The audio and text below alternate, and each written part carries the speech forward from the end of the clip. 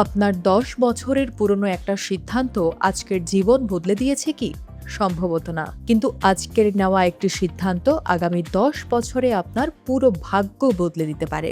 আমরা সবাই জানি বাংলাদেশে জমির দাম আকাশচুম্বী, কিন্তু সব জায়গায় না। কিছু শহর আছে যেখানে বিনিয়োগ করলে আপনার মূলধন কয়েক গুণ বেড়ে যাওয়ার সম্ভাবনা ৯৯%।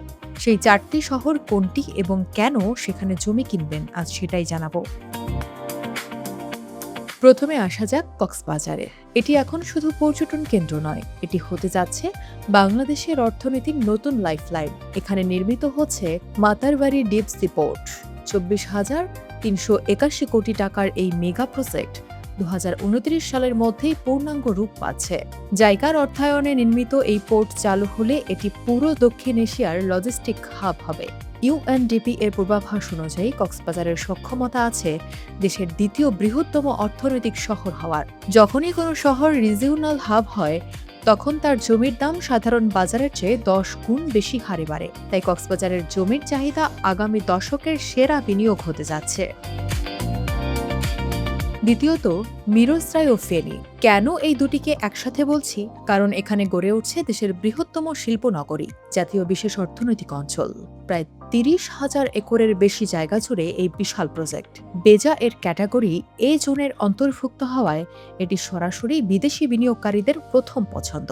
ভাবুন তো, যখন হাজার হাজার দেশি বিদেশি কোম্পানি এখানে তাদের কারখানা সচল করবে, তখন সেখানে কয়েক লাখ কর্মীর আবাসনের প্রয়োজন হবে। আর আবাসন বা রেসিডেন্সিয়াল ডিমান্ড যেখানে বাড়ে, জমির দাম সেখানে আগুন ধরতে বাধ্য।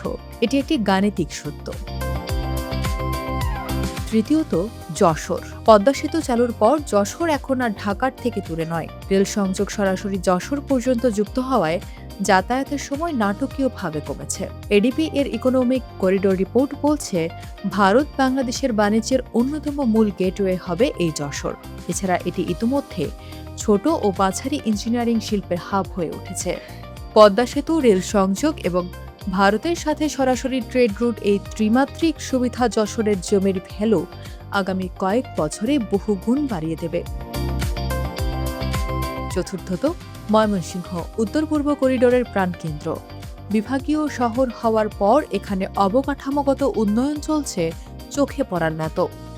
আকি ইকোনমিক জোন এবং এডিবি এর নর্থ ইস্ট ইকোনমিক করিডোর প্রজেক্টের অংশ হওয়ায় ২০৫০ সালের মধ্যে এই অঞ্চলের অর্থনৈতিক প্রবৃদ্ধি কয়েক গুণ বৃদ্ধির পূর্বাভাস রয়েছে। যারা কম বাজেটে লং টার্ম ইনভেস্টমেন্ট খুঁজছেন, ময়মনসিংহের পটেনশিয়াল তাদের জন্য গোল্ড মাইন হতে পারে। ডেটা বলছে, কক্সবাজার, মিরসরাই, ফেনী, যশোর এবং ময়মনসিংহ, এই ৪টি জায়গায় আগামীর অর্থনৈতিক ইঞ্জিন।